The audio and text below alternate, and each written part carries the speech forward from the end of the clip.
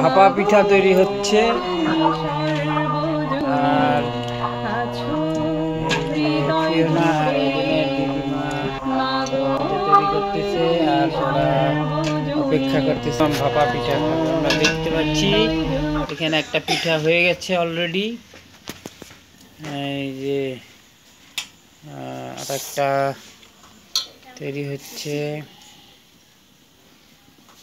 আর এই পাশে এই আর একটা পিঠা ভাপে আছে, ভাপে দেওয়া হচ্ছে।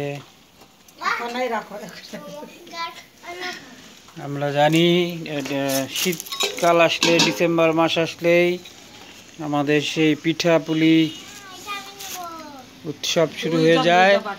আমরা দেখতে পাচ্ছি এডেন ফিওনা তারা সেই ভাপা পিঠা খাওয়ার জন্য অধীর